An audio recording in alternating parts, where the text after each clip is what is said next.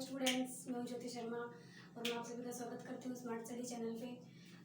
होली खेल के फ्री हो गए तो अब अपनी पढ़ाई पे फोकस करो फिर से। सभी की होली कैसी रही बताना मुझे कमेंट में। आई होप सबकी अच्छी रही होगी। तो अब अपन अपना टॉपिक शुरू करते हैं। अपना एग्ज़ाम पास आ रहा है, अपने लिए अपनी होली तो उसी दिन होगी जिस दिन हमारा एग्ज़ाम क्लियर हो जाएगा, है ना। तो अपने फोकस करते हैं टॉपिक के ऊपर। कौन सा टॉपिक चल रहा था अपना? मोमेंट एंड लोकोमोशन चल रहा था, जिसके अंदर मैंने आपको क्या क्या करा दिया था। मसल की स्ट्रक्चर बता दी थी, सार्कोमियर की स्ट्रक्चर बता दी थी।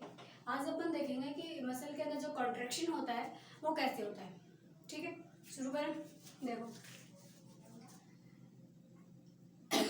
जैसे कोई भी, पहले आप एक बात समझो, जैसे कोई भी मसल है, मसल के अंदर कॉन्ट्रैक्शन होता है, वो उसको सिग्नल मिलता है, उसके बाद कॉन्ट्रैक्शन शुरू होता है। ठीक है, देखो जैसे भी कोई भी मसल है उसके अंदर अपने को अगर कॉन्ट्रैक्शन कराना है, कोई भी मसल है उसके अंदर अपने को क्या कराना है, कॉन्ट्रैक्शन कराना है। तो कॉन्ट्रैक्शन के लिए क्या होता है कि उस मसल को न्यूरॉन जो है सिग्नल देता है। ब्रेन से सिग्नल आता है, न्यूरॉन सिग्नल देता है। ब्रेन से आने वाले न्यूरॉन को क्या बोलते हैं? मोटर न्यूरॉन बोलते हैं। मोटर न्यूरॉन सिग्नल देता है किसको? मसल को। और मसल के अंदर क्या होता है? कॉन्ट्रैक्शन होता है। वो सिग्नल के रूप में क्या देता है? वो न्यूरोट्रांसमीटर देता है। क्या देता है? देखो न्यूरॉन की स्ट्रक्चर बना लें।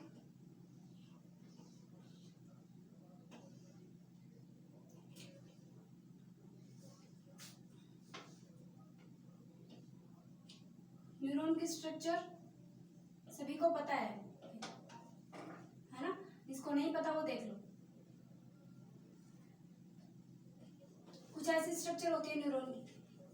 ठीक है, इतना इतना देख लो। ये क्या है? ये न्यूक्लियस प्रेजेंट होता है इसके अंदर। ये वाला जो पार्ट है इसको बोलते हैं एक्सोन। ये क्या होता है? एक्सोन। और इसके ऊपर डेंड्राइट लगे होते हैं, डेंड्राइट, जहां से ये सिग्नल्स को क्या करता है, अपने पास कैप्चर करता है। तो इनको बोलते हैं डेंड्राइट। इसको क्या बोलते हैं? डेंड्राइट। यहाँ पे ये एंडिंग पार्ट है ना, न्यूरॉन का एंडिंग पार्ट है। यहाँ पे जब इसको सिग्नल देना होता है ना, तो यहाँ पे कुछ न्यूरो ट्रांसमीटर रिलीज करता है। क्या रिलीज करता है? Neuro transmitter. कुछ क्या रिलीज करता है? ये कुछ न्यूरोट्रांसमीटर रिलीज करता है। अब देखो यहाँ पे कौन सा न्यूरोट्रांसमीटर होता है? जब न्यूरॉन जो है मसल, यहाँ पे कोई मसल है मान लो, मसल की स्ट्रक्चर कैसे तय की मैंने?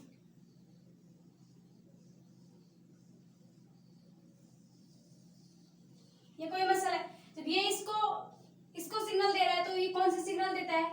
एसिटिल कोलिन देता है। ये सिग्नल के रूप में कौन सा न्यूरोट्रांसमीटर देता है? ये एसिटिल कोलिन देता है। ठीक है, तो ये अपनी क्या है, एक तरह से ये अपनी न्यूरॉन है जो कि क्या करती है, मसल को कॉन्ट्रैक्शन के लिए सिग्नल पहुंचाती है। ठीक है, इतनी बात क्लियर है। और ये सिग्नल किसको देती है? मसल को देती है। ये मसल की ये लेयर है, इसको क्या बोलते हैं? सार्कोलेमा बोलते हैं। इसको क्या बोलते हैं? सार्कोलेमा बोलते हैं। ये जो इसके अंदर आप देख रहे हो ये ट्यूब जैसी स्ट्रक्चर, इसको टी ट्यूब्यूल बोलते हैं। ये स्ट्रक्चर मैंने आपको करा दी थी, है ना। अभी मैं आपको बता रही हूँ कि यहाँ से सिग्नल देता है तो कैसे रिएक्शन होती है। तो इसके अंदर ये यहाँ से सिग्नल देगा और इसके ऊपर से जो सोडियम पोटेशियम चैनल होते हैं वो ओपन हो जाते हैं और यहाँ से सोडियम, बहुत सारा सोडियम आयन जो है इंटरस्टिशियल फ्लूइड से सेल के अंदर एंटर कर जाता है। तो सोडियम आयन सेल के अंदर एंटर करने के बाद यहाँ पे क्या होती है? सार्कोप्लाज्मिक रेटिकुलम पड़ी होती है इसके अंदर, है ना। तो ये सार्कोप्लाज्मिक रेटिकुलम पे सोडियम अटैक करता है और सार्कोप्लाज्मिक रेटिकुलम क्या स्टोर रखती है अपने पास? कैल्शियम स्टोर रखती है। और ये क्या रिलीज कराएगी? कैल्शियम रिलीज कराएगी। और ये कैल्शियम मैंने बताया था आपको, ट्रोपोनिन की 3 साइट है, टीपीआई, टीपीटी और टीपीसी। तो ये किस पे जाके अटैच होगा? टीपीसी पे अटैच होगा। और ये टीपीसी पे जब यहाँ से कैल्शियम एंड टीपीसी पे अटैच होता है तो वो ट्रोपोनिन को वहां से मूव करा देता है और जो एक्टिन की साइट, एक्टिन बाइंडिंग साइट जो है वो क्या हो जाती है? वो ओपन हो जाती है और वहां पे मायोसिन जुड़ जाता है। जब मायोसिन और एक्टिन जुड़ जाते हैं वहीं कॉन्ट्रैक्शन होती है। कैसे होती है वो अपन देखेंगे अभी एक बार। इतनी बात समझ में आई आपको? मैंने क्या बताया? देखो ये न्यूरॉन है, ब्रेन से सिग्नल लेके आ रही है, मोटर न्यूरॉन बोलेंगे इसको। ठीक है, अब ये मसल को सिग्नल देगी, इसको बोलते हैं न्यूरोट्रांसमीटर। यहाँ पे ये जो सिग्नल, ये जो जंक्शन बनता है ना, इसको बोलते हैं एनएमजे। एनएमजे, एनएमजे क्या होता है? Neuro transmitter junction. ठीक है, ये जो जंक्शन बनता है स्पेशल जंक्शन है, इसको क्या बोलते हैं? Neuro transmitter junction. ठीक है, इतनी बात क्लियर हो गई आप लोगों को। अब देखो यहाँ पे इसने सिग्नल दिया, न्यूरोट्रांसमीटर कौन सा? एसिटिलकोलिन। एसिटिलकोलिन यहाँ पे इसने रिलीज कराया, तो एसिटिलकोलिन की वजह से यहाँ पे सोडियम चैनल लगे हुए हैं। भाई सार्कोलेमा पे क्या लगे हुए हैं? सोडियम चैनल लगे हुए हैं। ये सोडियम चैनल क्या हो जाता है? ओपन हो जाता है। तो सोडियम चैनल के ओपन होने से सोडियम आयन अंदर एंटर कर जाएगा। सोडियम आयन अंदर एंटर करेगा तो ये किस पे अटैक करेगा? सार्कोप्लाज्मिक रेटिकुलम पे अटैक करेगा। सार्कोप्लाज्मिक रेटिकुलम के पास क्या होते हैं? कैल्शियम होते हैं। ये कैल्शियम रिलीज कराएगा और ये कैल्शियम जाके कहाँ जुड़ेगा? ट्रोपोनिन की कैल्शियम बाइंडिंग साइट से जुड़ेगा, टीपीसी से जुड़ेगा। और जब टीपीसी से जुड़ने के बाद ये क्या करता है? वहां से ट्रोपोनिन जो है खुद भी घूम जाता है और अपने साथ मायोसिन, ट्रोपोमायोसिन को भी हटा देता है वहां से। और एक्टिन और मायोसिन क्या हो जाते हैं? जुड़ जाते हैं। और एक्टिन और मायोसिन के जुड़ने से मसल के अंदर क्या हो जाती है? कॉन्ट्रैक्शन हो जाती है। इतनी बात समझ में आई? ठीक है, अब आगे देखिए। चलो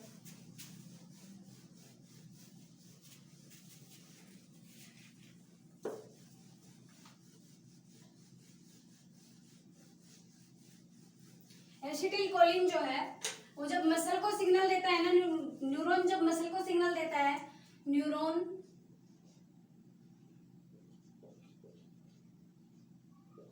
gives, if neuron gives signal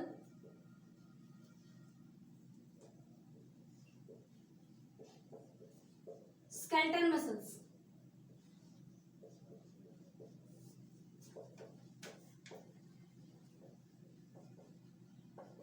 that is called,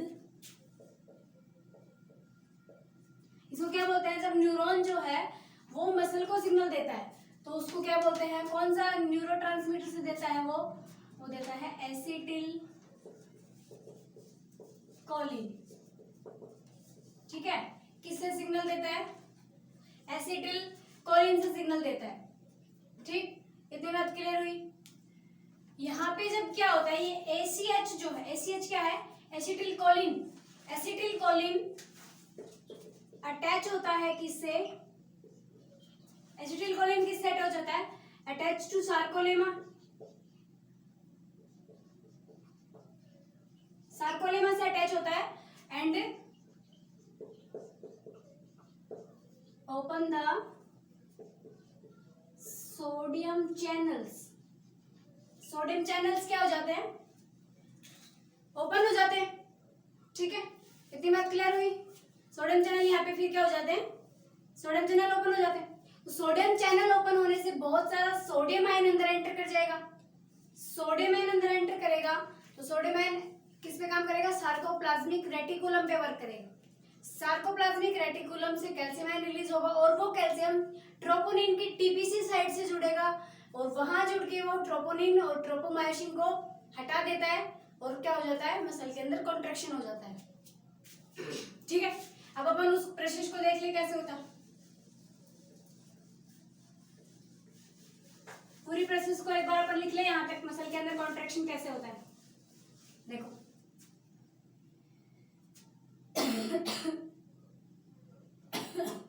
release to neurotransmitter,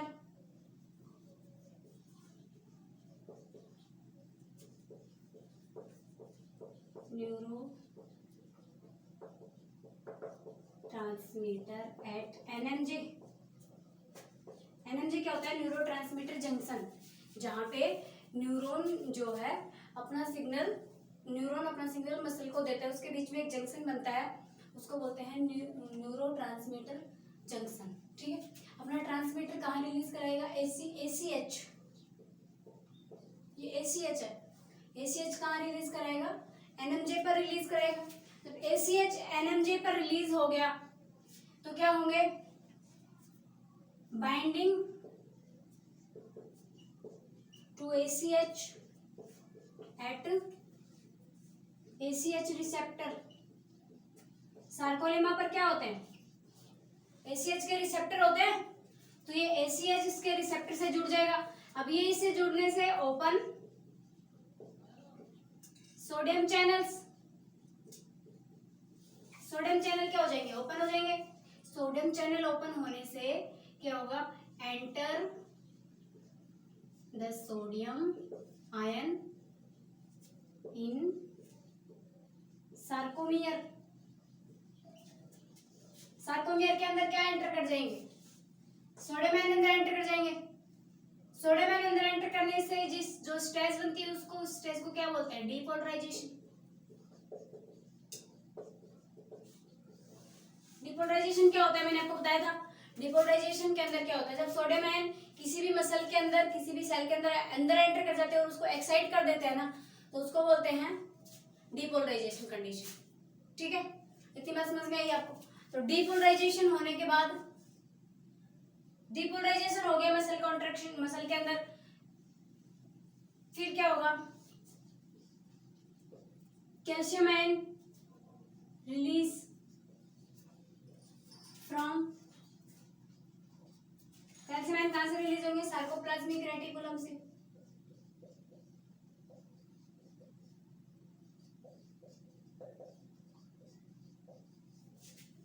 ठीक है, सार्कोप्लाज्मिक रेटिकुलम से क्या रिलीज होंगे? कैल्शियम आयन रिलीज होंगे, और फिर ये calcium ion binding to TPC.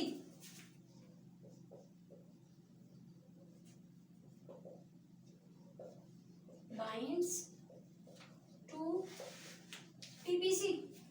TPC से बाइंड होंगे और मसल के अंदर क्या हो जाएगा? मसल क्या हो जाएगी?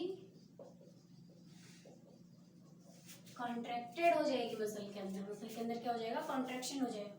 देखो, अभी तक मैंने आपको सिर्फ इतना बताया। अभी अब स्लाइडिंग फिलामेंट थ्योरी जो है वो क्या बताती है कि मसल के अंदर कॉन्ट्रैक्शन कैसे होता है।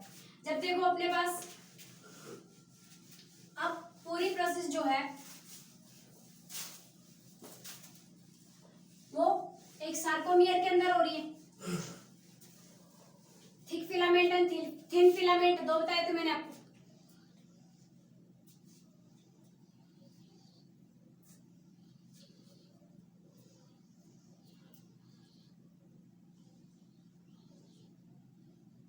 ये है ना, ऐसे तो होता है। और इधर फिर ये जो है ये अपने क्या है? एक्टिन लगे हुए हैं, और इसको किसने कवर करके रखा हुआ है? ट्रोपोनिन और ट्रोपोमायोसिन ने कवर करके रखा है ना।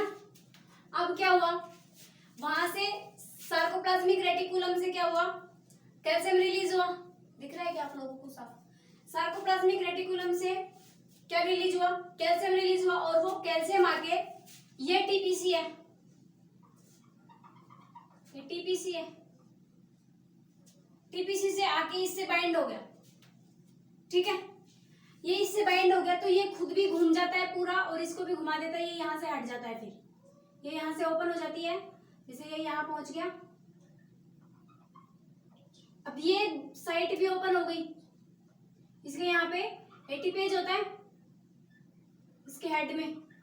ठीक है, अब ये यहाँ से ओपन हो गई। अब ये इसको पकड़ने की कोशिश करेगा, लेकिन इसको पकड़ने के लिए इसके पास क्या होना जरूरी है? एटीपी चाहिए।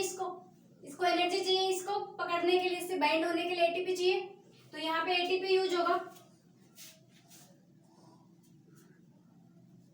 एटीपेज यहाँ पे बताया था मैंने आपको। इससे क्या होगा? एडीपी बनेगा प्लस फॉस्फेट बनेगा। ठीक है, तो ये एडीपी यूज हुआ और ये इससे क्या हो गया? ये इससे बाइंड हो गया। ये मान लो इसके पास ऐसे, इसको ऐसे मान लो, ये इसके पास आके क्या हो गया? फिर बाइंड हो गया। ठीक है, अब इसने इसको बाइंड कर लिया। अब मसल के अंदर कॉन्ट्रैक्शन कराना है तो बाइंड तो हो गया। बाइंड होने से फिर इसको अपनी तरफ खींचेगा, बाइंड करके ये इसको अपनी तरफ खींचेगा। तो खींचेगा तो इसके पास, इसको एनर्जी की जरूरत है, तो फिर ये वापस से इसके पास और एनर्जी आएगी, है ना। एटीपी से इसको, यहाँ से एटीपेज एंजाइम है यहाँ पे, तो ये टूट के इसको एनर्जी देगा। तो ये आगे की तरफ खिसकता जाएगा और ये क्या करेगा? मसल के अंदर कॉन्ट्रैक्शन कॉन्ट्रैक्शन कराता जाएगा। जैसे देखो कोई भी, जैसे ये है और ये यहाँ पे इसके अटैच है, दिख रहा है, ये इसके ऊपर अटैच है ऐसे, तो ये इसको जब खींचेगा अपनी तरफ तो इसको ऐसे ऐसे ऐसे ऐसे ये यहाँ तक पहुंचेगा, इसको खींचता चला जाएगा। तो जब ये इसमें कॉन्ट्रैक्शन हो जाएगा, इसके बाद फिर एटीपी का यूज होना बंद हो जाएगा। ठीक है, इतनी बात समझ में। अब देखो जब ये कॉन्ट्रैक्शन हो गया है मसल के अंदर जब कॉन्ट्रैक्शन हो गया है तो जेड लाइन होती है, दोनों जेड लाइन पास आएंगी। लेकिन एक बात याद रखना, ना तो इसके अंदर आई बैंड की लंबाई में कोई कमी आएगी और ना ही ए बैंड के लंबाई में कोई कमी आती है। सिर्फ क्या होता है, इनके बीच में एच जोन होता है, थिक फिलामेंट के बीच में एच जोन, वो एच जोन गायब हो जाता है ना, और जेड लाइन दोनों क्या आ जाती है, पास आ जाती है। तो इसको बोलते हैं स्लाइडिंग फिलामेंट थ्योरी। जब ये इससे कनेक्ट होता है ना तो इसको बोलते हैं क्रॉस ब्रिज। क्या बनता है ये, क्रॉस ब्रिज बनता है। ये क्रॉस आर्म थी ना, क्रॉस आर्म बताया था मैंने आपको नाम, तो इसकी वजह से क्या बनेगा, ये यहाँ पे क्रॉस ब्रिज बनेगा। ठीक है, अब इसकी स्टेप्स लिख लेते हैं, आज की क्लास खत्म करते हैं। देखो सबसे पहले एटीपी यूज होगी, फर्स्ट स्टेप होगी 2 ATP use for cross bridge.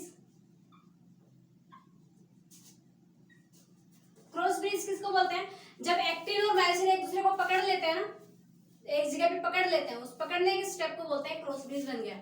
ठीक है, सेकंड स्टेप में क्या होगा, क्रॉस ब्रिज बना, फिर होगा पावर स्ट्रोक।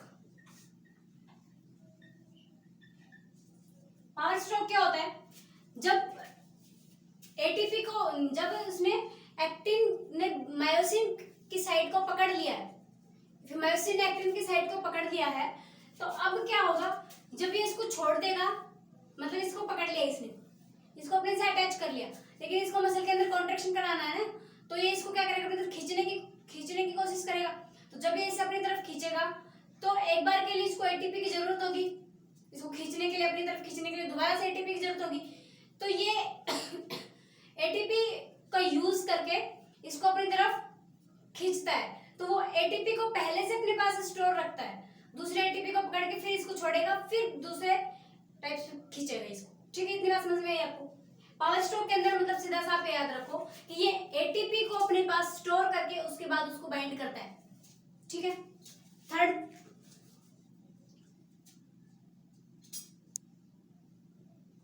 स्टेप में फिर से क्या करेगा, बाइंड विद एटीपी, फिर से एटीपी से बाइंड होगा, है ना, फिर क्रॉस ब्रिज को तोड़ देगा, ब्रेकिंग ऑफ क्रॉस ब्रिज।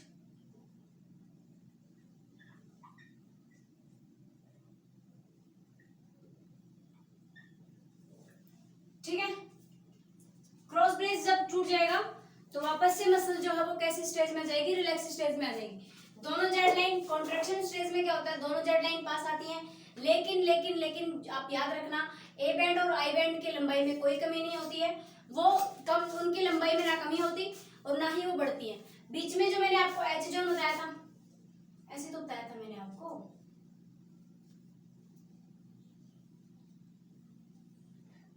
ये एच जोन बताया था मैंने आपको, है ना, तो ये एच जोन खत्म हो जाएगा, ये यहाँ से ये इसके ऊपर, ये दोनों है ना, ये दोनों ऐसे दूर दूर है और बीच में ये क्या है, एच जोन है, तो ये इसके पास पास आते आते एच जोन को खत्म कर देंगे, एक दूसरे के ऊपर क्रॉस भी कर जाते हैं कई बार, जब मसल के अंदर कॉन्ट्रैक्शन होता जाता है तो क्रॉस भी कर जाते हैं कई बार एक दूसरे को, लेकिन एच जोन बिल्कुल क्या हो जाता है, कॉन्ट्रैक्शन के टाइम पे एच जोन बिल्कुल खत्म हो जाता है। ठीक है, इतनी बात समझ में आ गई आपको, मसल के अंदर कॉन्ट्रैक्शन कैसे होता है, ये बात आपको समझ में आ गई। ठीक है, बाकी अपन नेक्स्ट क्लास में अपन देखेंगे अगला टॉपिक, और आज की क्लास आपको कैसी लगी कमेंट करके मुझे जरूर बताना, और आपकी पढ़ाई, आई होप आपकी पढ़ाई बहुत अच्छी चल रही है, अच्छे से पढ़ाई करो, सिलेक्शन आपका कोई नहीं रोक सकता अगर आप अच्छे ढंग से मेहनत कर रहे हैं, मन से मेहनत कर रहे हैं। देखो आप सभी को पता है मैं कितना पढ़ रहा हूँ, मैं कितने पानी में हूँ, मैं क्या कर रहा हूँ और क्या मेरी पोजीशन है और मेरा सिलेक्शन होगा कि नहीं होगा, सभी बच्चों को अपना अपना पता है, लेकिन वो क्या है ना, बस चल रहा है, चलते रहे, कोई दिक्कत नहीं। तो ऐसे चलने मत दो, क्योंकि एग्जाम बिल्कुल पास आ गया आपका, थोड़ा सा अपनी स्टडी को लेके सीरियस हो जाओ, wishing best of luck for your exam.